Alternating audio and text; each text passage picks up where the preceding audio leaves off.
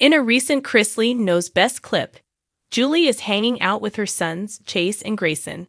By the end of the clip, it is obvious that Julie Chrisley is ready to plow Todd's face. However, don't fear, it's not what you think. Keep reading to find out what is going on with this couple. Recently, the Chrisley USA Instagram page shares a short clip of Chase, Grayson, and Julie hitting golf balls. From the sounds of it, Grayson has some apprehension when it comes to swinging the club, so his big brother offers him some advice. Chase says, "If it'll make you feel any better, take the golf club. Tee that ball up, and picture Dad's face on it." Next, Grayson swings at the golf ball and sends it flying into a fountain. The brothers find what happens next to be funny. Their mom asks, "Y'all got another club?" Interestingly enough, fan responses have nothing to do with the fact that Todd's wife and kids are imagining his face on golf balls they're hitting. Several comments are hyper-focused on the family's appearance. A couple of fans have complaints about Savannah's makeup. Others point out that Todd's makeup wasn't done correctly. Then there are a few comments that nearly beg Todd to quit getting Botox. So why would Julie want to pretend Todd's face is on a golf ball?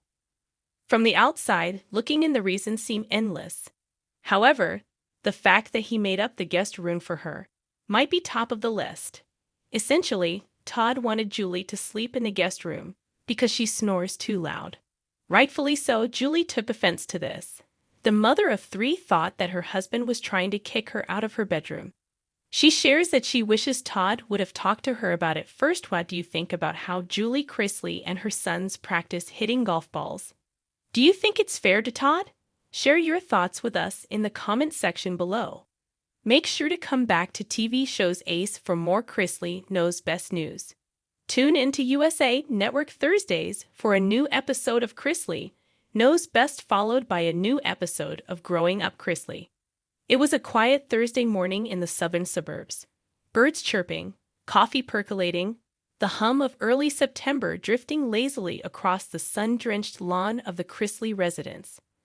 Or at least it was quiet until Julie Chrisley, clad in lemon yellow athleisure and radiating the stoic intensity of a woman on a mission, burst through her French doors like a southern storm sent to reclaim order, justice, and a few marital boundaries clubs. But the cosmic, earth-moving, face-plowing sort of done that required no words, no subtlety, and no mercy. Because Todd, bless him, had pushed one button too many. The world had seen the Chrisleys navigate the glitter and grime of fame, lawsuits, convictions, reality TV chaos, southern charm melting under federal heat. But none of that prepared anyone for the quiet war brewing inside their own immaculate estate. The Chrisleys had always fought with flair, passive-aggressively, charmingly, with the occasional monogrammed insult. But this was different. Julie had hit DFCON1, and Todd's face, ground zero. It started with the juicer. Todd had, in his signature blend of flamboyant authority and blissful unawareness, reorganized the kitchen. The juicer, Julie's holy grail of morning rituals, had been relocated, wedged, tragically, between the waffle iron and the spiralizer she hadn't used since 2017. It was the final affront in a long season of Todd-induced household chaos. The man had opinions, yes, but this was an act of war disguised as domestic tidying. Julie's silence was deliberate, calculated, a storm cell building in real time behind an expertly powdered visage. She moved through the kitchen like a force of southern nature, setting down her organic blueberries with the precision of a general deploying troops. Todd, oblivious, bopped around the house in a cashmere robe, humming a melody from the 80s as if his life weren't teetering on the edge of annihilation. But the juicer was only the spark. The real fuel was weeks of Todd's antics, his podcast rants, his newly minted TikTok alter ego Tidy Sparkle, his decision to paint one of their guest bedrooms millennial gray and rename it the Zen Den. Julie had tolerated much in her time: the bedazzled golf cart, the unsolicited parenting wisdom, the monologues about goat yoga and NFT investments. But now she was ready to plow his face, not metaphorically, not sweetly, but with the cold, righteous fury of a Southern wife whose boundaries had been trampled like hydrangeas under a riding mower. In her mind, the scene had already unfolded.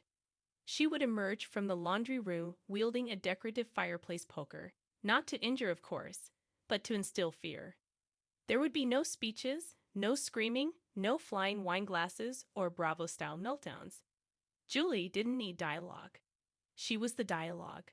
Her silence was the battle cry, her brow furrow, a threat, her sideways glance, an entire declaration of war coded in mascara and generational trauma.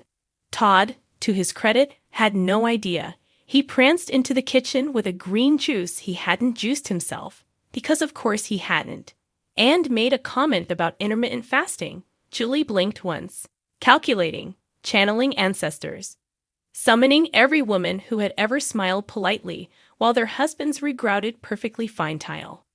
There were no words, only action. Julie adjusted her posture, picked up the discarded Pottery Barn catalog, and began tearing it in slow, methodical strips, each rip a warning. Todd, bemused, made the mistake of reaching for a croissant she'd specifically set aside for a church event. He took one bite. That was it.